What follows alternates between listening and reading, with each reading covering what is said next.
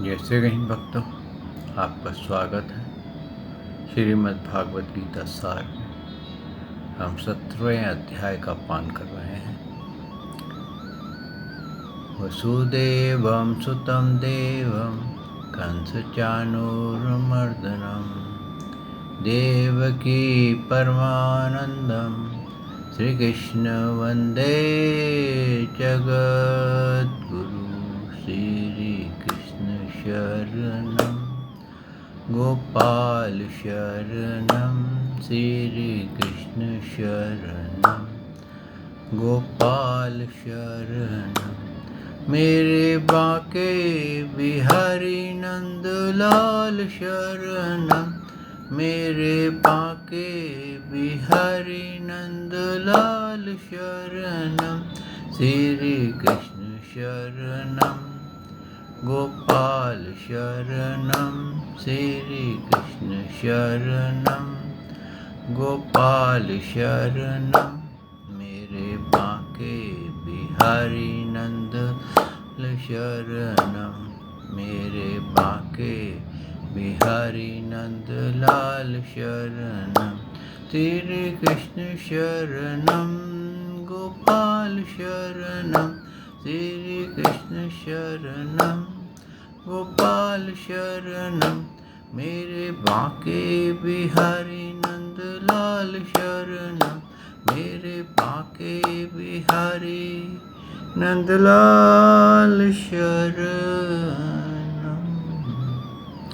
बोल भगवान श्री कृष्ण की जय, श्री नंद के लाला की जय, श्री द्वारकाधीश भगवान श्री कृष्ण की जय। बोल देवादिदेव पूर्ण ब्रह्म भगवान श्री कृष्ण की सदा ही जय। जय श्री कृष्ण भक्तों, आपका स्वागत है इस भाग को श्रीमद् भागवत गीता सार में।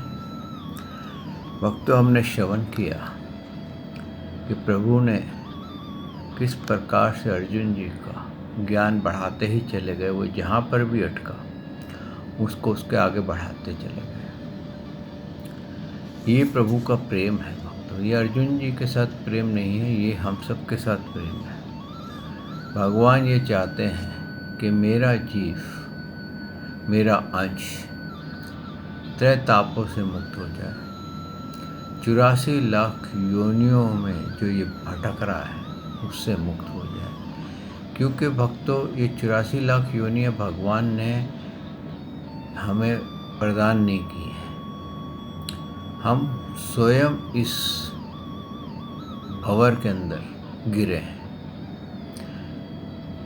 जब हम कहते हैं हम जब भगवान के धाम में तो बड़े आनंद से थे, लेकिन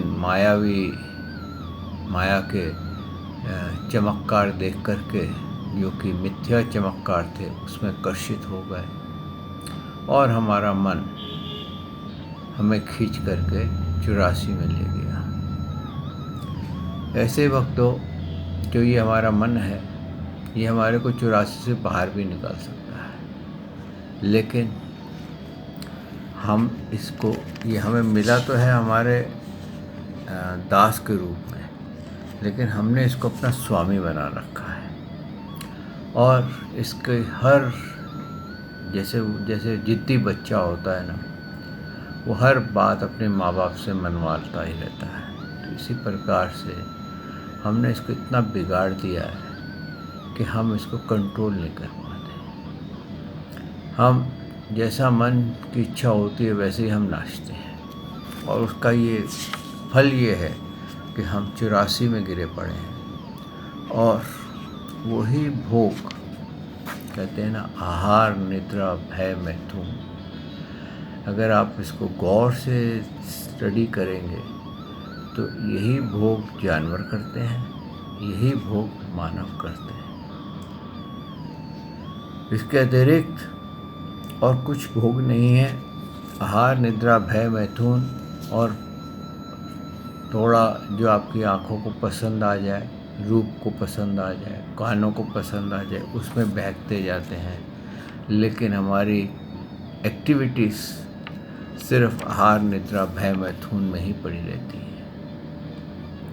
आप इस पर बेशक गौर कीजिए, एनालाइज कीजिए, आप देखेंगे कि ये बात बिल्कुल 100% ट्रू है। इसीलिए भगवान ने ये बताया कि अब ये आहार निद्रा भय मैथुन के चक्कर में तू भोगों में गिर गया है और भोगों में पड़ा है, इंद्रियों को तृप्त करने में लगा हुआ है और उसमें से तू निकल नहीं पा रहा है और 3 तापों ने तुझे सताया हुआ है। शारीरिक, सांसारिक और मानसिक ताप तुझे पकड़े हुए हैं। और इसके बाद भगवान ने ये कहा, अर्जुन जी को बताया कि हर वस्तु के लिए हमारे को गाइड चाहिए होता है। आप देखिए, जब बच्चा पैदा होता है तो उसको चलना सिखाने के लिए माँ उंगली पकड़ के उसको कैसे उसका हाथ पकड़ के उसको चलना सिखाती है जब वो फर्स्ट स्टेप लेता है। फिर उसको बोलना सिखाया जाता है, फिर उसको पढ़ना सिखाया जाता है, फिर उसको और पढ़ाई में आगे किया जाता है, फिर उसको रोज़गार की तरफ सिखाया जाता है। तो वो अपने कहते हैं ना, माँ के पेट से सीख के नहीं निकलता, उसके लिए कोई ना कोई सिखाने वाला गुरु चाहिए होता है। अब ये संसार है, 3 गुणों के अधीन है, तो गुरु भी ऐसे ही होंगे, सिखाने वाले भी ऐसे ही होंगे। अगर सिखाने वाला ड्रग एडिक्ट होगा तो वो ड्रग एडिक्ट की प्रवेश करेगा, सिखाने वाला धन के पीछे भागने वाला होगा वो धन की प्रेस करेगा, सिखाने वाला अगर सात्विक होगा तो वो उसको उस ज्ञान की बात करेगा जो उसको मोक्ष की तरफ ले जाए।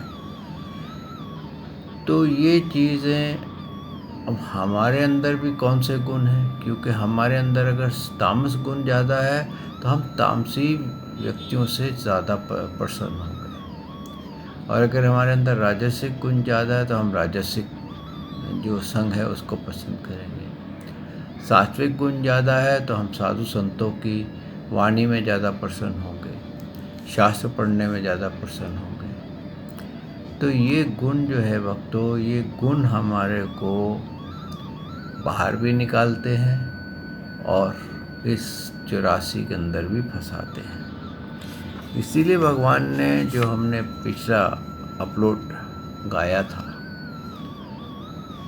उसमें यही बताया है कि कैसे सात्विक गुण वाले जो व्यक्ति होते हैं उनके क्या लक्षण हैं, और जो राजस गुण वाले होते हैं उनके क्या लक्षण हैं, और तामस गुण वालों के क्या लक्षण हैं। अब जो सात्विक हैं वो ईश्वर की बात करेंगे, अच्छी बात करेंगे, किसी की भलाई करने की बात करेंगे और अपना लाभ ना देखते हुए दूसरे की मदद करेंगे। और जो राजसिक वाले हैं वो हर चीज़ में अपना मतलब देखेंगे कि मैं इसके साथ दोस्ती कर रहा हूँ तो उससे मुझे क्या लाभ है।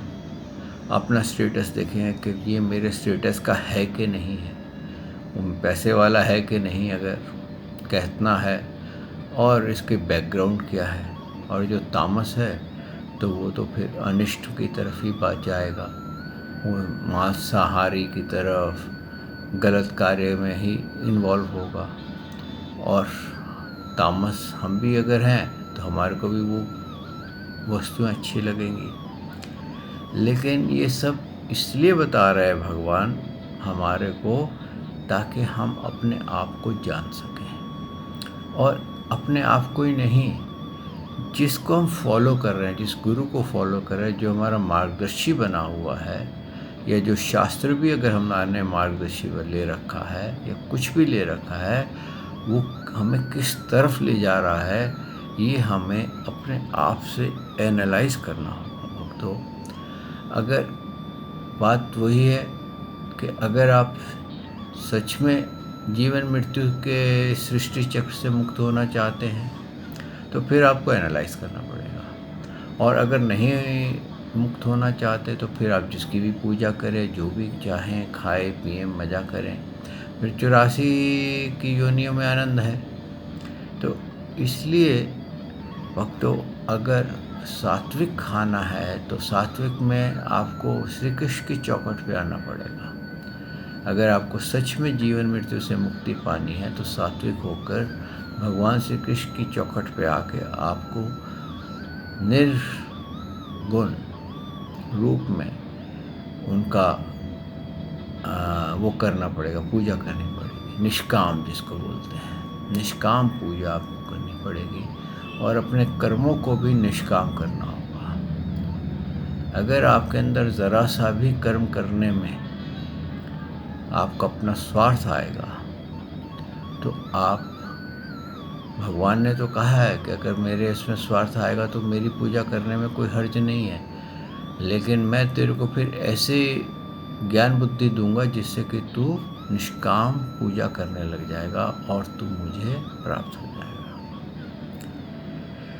तो इस तरह से भगवान ने हम लोगों को ये बताने की कोशिश की है इस अध्याय में कि हम किस स्टेटस में हैं, किस क्वालिटी में हैं, किस गुण में हैं और उस गुण के हमारे पास ऊपर क्या प्रभाव होते हैं। सात्विक गुणों को बताया है। अगर सात्विक गुणों में हम कार्य कर रहे हैं तो हमारे को उच्च लोक मिल सकते हैं, देवी देवताओं के लोक मिल सकते हैं। राजस गुण में अगर हम कार्य कर रहे हैं तो हम मनुष्य इस धरती पर ही रहेंगे और अगर हम तामस में कर रहे हैं तो हम कीट पतंगे और नारकी योनियों में चले जाते हैं। यही उन्होंने, भगवान ने डिटेल्स में बताया है भक्तों। तो इस पे शोध करना बहुत आवश्यक है, क्योंकि जो इंसान इस पे शोध नहीं करेगा वो जीवन मृत्यु के सृष्टि चक्र से बाहर नहीं आता है। और ये अब प्रभु ने हमारा, क्योंकि मानव को इंडिपेंडेंट बनाया है और ये मानव देह से ही मोक्ष की प्राप्ति होती है। देवताओं को मोक्ष नहीं है भक्तों, और किसी भी योनि में, नरक की योनियों में, किसी स्वर्ग की योनियों में कहीं भी मोक्ष नहीं है। अगर मुक्ति है तो ये मानव देह की, मृत्यु लोक की जो मानव देह है, यही मोक्ष का द्वार है। और अगर इस द्वार को हाथ में आने के बाद भी हम खो देते हैं तो भक्तों ये बहुत बड़ा ब्लंडर करते हैं।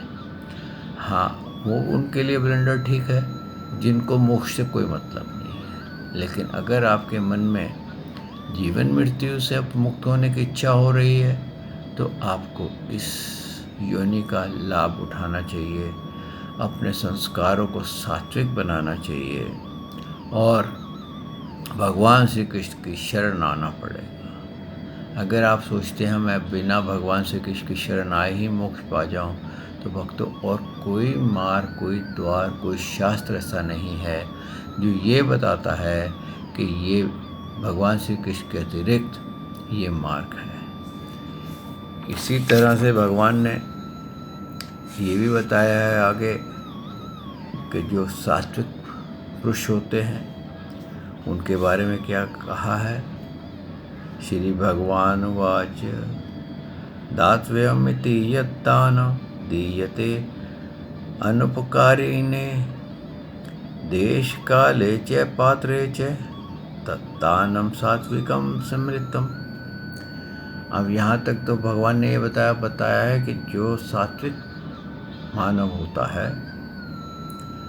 वो, अगर उसके पास समर्थ है तो वो अपना किसी की मदद करना, दान का मतलब ये नहीं कि आप पैसा दें उसको और कुछ दें। अगर आप बिना पैसे के किसी की मदद भी कर देते हैं, कोई आपके पास ज्ञान है तो आप किसी की हेल्प कर देते हैं उस ज्ञान से, या उसको मार्गदर्शन कर देते हैं, तो और उसके बदले में आप कुछ नहीं चाहते।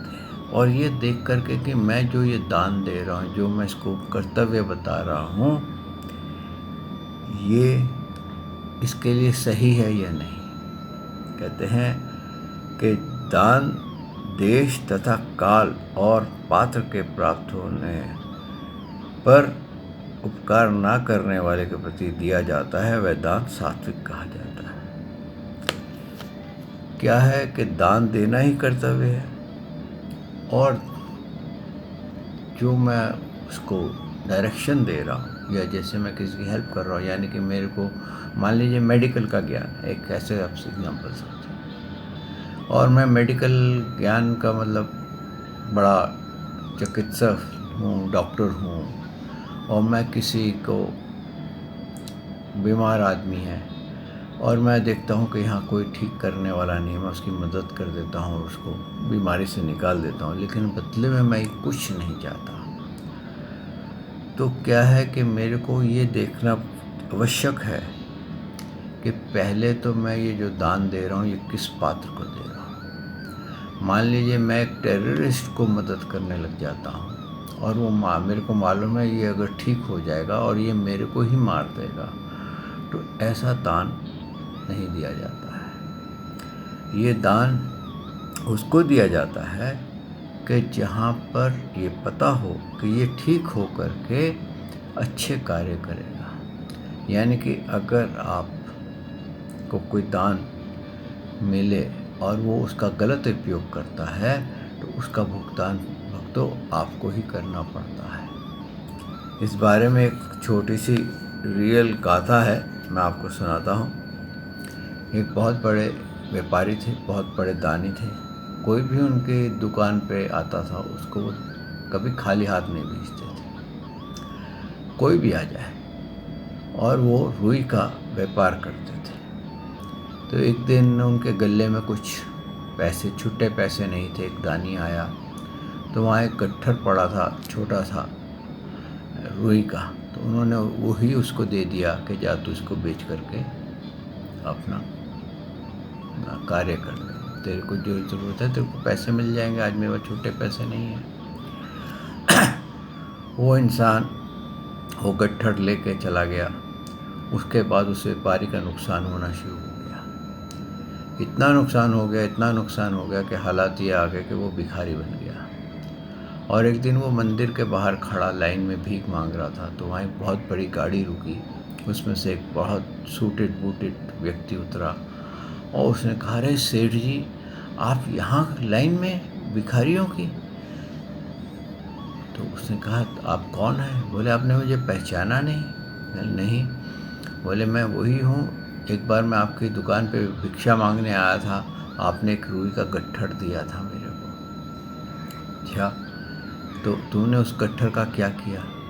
कहता, मैंने उस गट्ठर से जाल बनाया, जाल बना करके समुद्र में मछली पकड़ी और उसमें सुनहली मछली फंसती थी जो बहुत महंगी बिकती थी। आज मैं इतना धन कमा चुका हूँ कि मेरे जहाज, समुद्री जहाज चलते हैं और आज मैं सबसे अमीर आदमी बना हुआ हूँ मछली के व्यापार में। तो वो जो व्यापारी था उसने कहा, तू मुझ पर एक एहसान कर सकता? बोलो, सेठ जी बोलो। बोले, जो तेरे को मैंने रुई दी थी उसका क्या, जो जाल बनाया वो जाल कहाँ है? कहता, मेरे ऑफिस में मैंने संभाल के रखा हुआ। बोले, क्या वो जाल तू मुझे दे सकता है?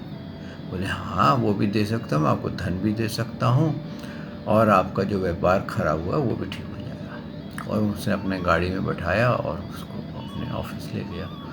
वहाँ उसकी सेवा करी, उसको खूब अच्छे से खाना पीना कराया और फिर वो जाल निकाल करके उसको थमा दिया। अब सेठ जी बाहर आए, अपने घर पहुँचे। पहले तो उन्होंने भगवान से क्षमा मांगी और उस जाल को हवन किया गया और उसका हवन करते ही सेठ जी के दिन पलट गए। हुआ क्या था कि सेठ जी ने तो अपनी तरफ से दान किया था, लेकिन वो दान कुपात्र को चला गया जिसने उसके दान से अहिंसा शुरू कर दी। और उसका फल किसको देना पड़ा? सेठ जी को, क्योंकि पावर किसने दी? सेठ जी ने। अगर सेठ जी उसको वो ना देते, रुई ना देते, तो वो जाल नहीं बनाता, जाल नहीं बनाता तो मछली नहीं मारता, मछली नहीं मारता तो जीव हत्या नहीं होती, लेकिन वो सेठ को भुगतना पड़ा। ऐसे भक्तों, जब हम किसी गलत इंसान को दान दे देते हैं, जैसे किसी टेररिस्ट को दान दे देते हैं या किसी कुपात्र को दान दे देते हैं, तो उसका भोग हमें ही भोगना पड़ता है। यही भगवान ने फिर आगे कहा, किंतु जो दान क्लेशपूर्वक तथा प्रत्युपकार के प्रयोजन से अथवा फल को दृष्टि में रख के फिर दिया जाता है, वह दान राजस है। अब क्या होता है भक्तों, जैसे कोई उत्सव, कई लोग होते हैं, हम भागवत कथा करा रहे हैं, आइए कुछ पैसा दीजिए। अरे तुम करा रहे हो तो तुम अपने पास से कराओ ना, मेरे को क्यों तंग कर रहे हो? नहीं, पैसा दीजिए। और कुछ सेठ होते हैं, हाँ मेरे नाम से वहाँ पर एक बैनर लगा देना और मेरे को स्टेज के ऊपर बैठाना तो मैं इतना दान दूंगा। तो कहते हैं इस तरह से जो कलेशपूर्वक अंदर से मन ना हो और फिर भी दान देना पड़े और मांगने वाले की प्रयोजन से दान देना पड़े, तो वो दान जो दिया जाता है वो राजस है। अब आप इसमें से ये भी समझ सकते हैं कि मैं जब दान देता हूँ तो कौन सा देता हूँ, वो भी आप समझें। जिसको आप फॉलो करते, गुरु को फॉलो करते, गुरु का काम भी दान देना है, वो कौन सा दान देता है वो भी आप इसमें फॉलो करिए। आगे क्या बोला है भगवान ने, जो दान बिना सत्कार के अथवा तिरस्कार पूर्वक अयोग्य देश काल में और कुपात्र के प्रति दिया जाता है, वह दान तामस है।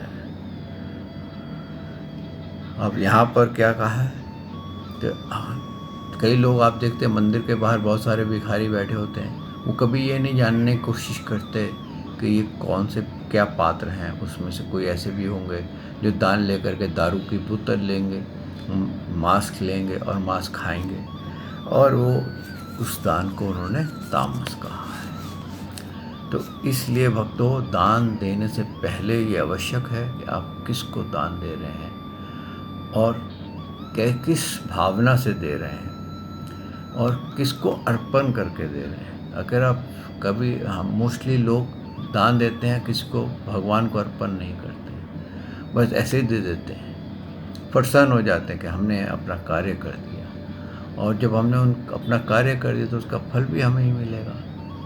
अगर हम दान को भगवान के अर्पण करके देंगे तो हमारा जो फल है, अगर वो गलत भी आना होगा तो भगवान उसको सही कर देंगे। आगे भगवान ने क्या कहा, ओम तत्सत इति निर्देशो ब्राह्मण त्रिविधि स्मृत ब्रह्माण्डस्तेन वेदश्च यज्ञश्च विहिता पुरा। ओम तत्सत, ऐसा ये 3 प्रकार का सच्चिदानंद ब्रह्म का नाम कहा है।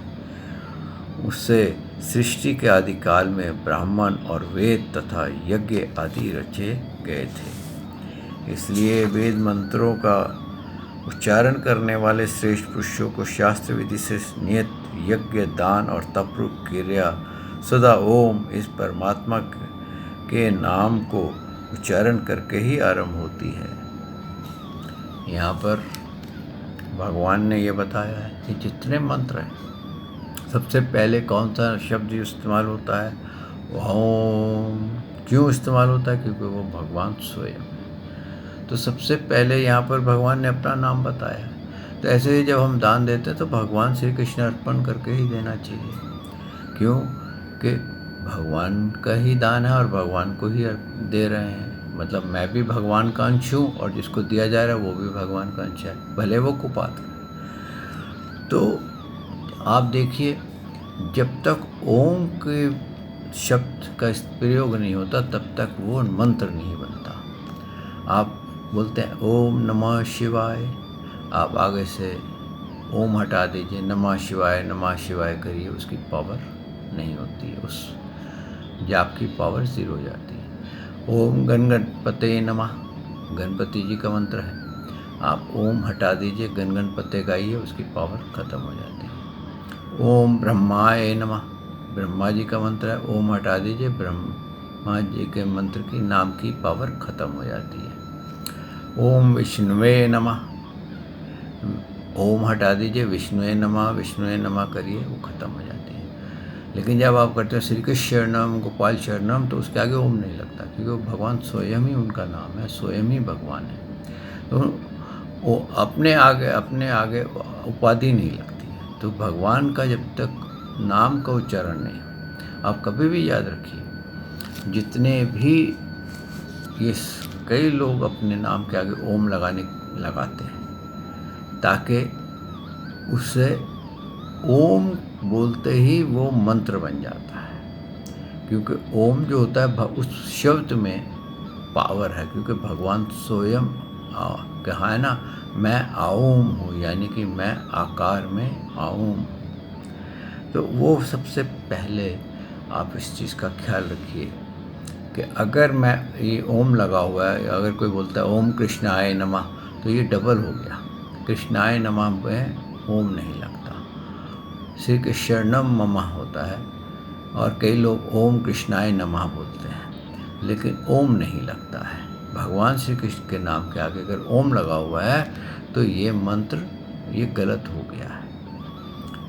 तो ये वही है जैसे डबल मात्राएं लगा दे, कई लोग करते हैं ना, श्री श्री 1108 श्री श्री, तो उस श्री श्री करने का क्या फ़ायदा? श्री तो एक ही हुआ ना, फिर श्री श्री क्या, उससे डबल पावर हो जाएगी। लेकिन कई लोग लगाते हैं, श्री श्री करते हैं। तो आगे भगवान ने क्या कहा है, तत् अर्थात तत् नाम से कहे जाने वाले परमात्मा ही ये सब हैं। इस भाव से फल को ना चाहकर नाना प्रकार का यज्ञ, तप रूप क्रिया तथा दान रूप क्रियाएं कल्याण की इच्छा वाले पुरुषों द्वारा की जाती है। भक्तों, यहाँ पर बिल्कुल ये सत बात है। ओम तत्सत, यानी कि भगवान के अतिरिक्त तो कुछ है ही नहीं। तो जितनी भी ये क्रियाएं होती हैं, जितनी भक्ति होती है, ये सब भगवान के लिए ही होती है। परमात्मा ही सब है, और उसके फल को ना चाह करके किया जाए तो ये सब मंत्र बन जाते हैं, और ये सब कल्याणकारी हो जाते हैं। और सत्य इस प्रकार ये परमात्मा का नाम सत्य भाव में और श्रेष्ठ भाव में प्रयोग किया जाता है, तथा हे पार्थ, उत्तम कर्मों को भी सत्य शब्द का प्रयोग किया जाता है। और सत्य से सत्य जो भी है, ये सब प्रभु से निकला है, ये सत्य है। आप ये नहीं कह सकते कि ये गलत है, ये ऐसा नहीं है। जितनी भी सृष्टि रचना हुई है, आप देखिए पेड़ पौधे, ये सब सत्य हैं। हमारे अंदर आत्मा है, ये सत्य है। हमारा शरीर 5 भौतिक है, सत्य है। तो इस तरह से प्रभु की सारी लीलाएं, सारी कथाएं ये सत्य हैं, और ये भगवान का ही रचा हुआ लीला है।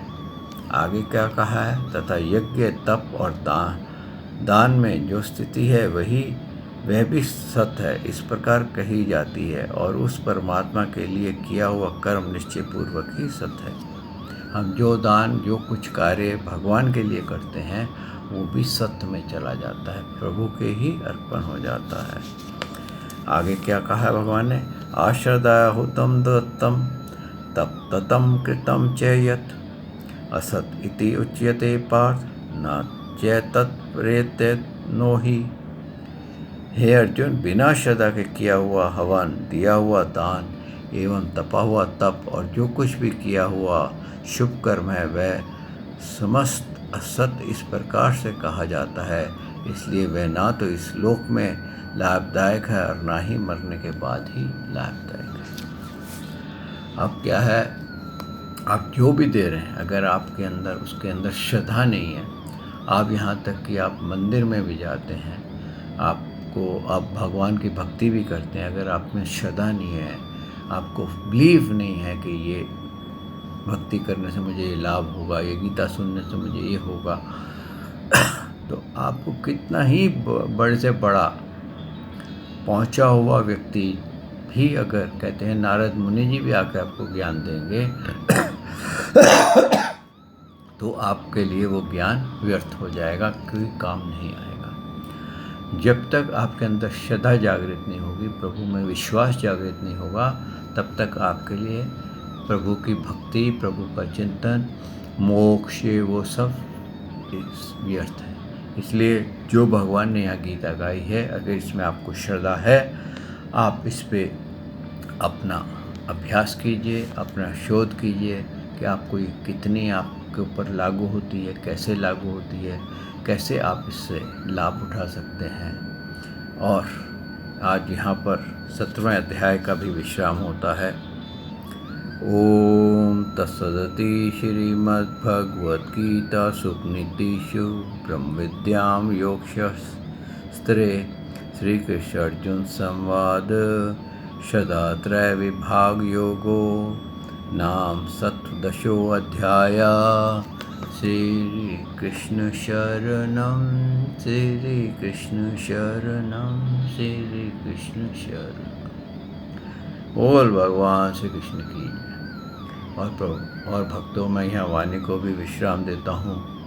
कल प्रभु ने चाहा तो मैं आपकी सेवा में हाजिर होऊंगा और फिर 18वें अध्याय में प्रवेश करेंगे। श्री कृष्ण शरणम गोपाल शरणम श्री कृष्ण शरणम गोपाल शरणम मेरे बांके बिहारी नंदलाल शरणम मेरे बांके बिहारी नंदलाल शरणम श्री कृष्ण शरणम गोपाल शरणम श्री कृष्ण शरणम गोपाल शरणम मेरे बांके बिहारी नंदलाल शरणम मेरे बांके बिहारी नंदलाल शरणम। बोल भगवान श्री कृष्ण की जय। श्री नंद के लाला की जय। श्री देवकी नंदन श्री कृष्ण की जय। श्री द्वारकाधीश भगवान श्री कृष्ण की जय। बोल देवदी पूर्ण ब्रह्म भगवान श्री कृष्ण की सदा ही जय। जय श्री कृष्ण भक्तों।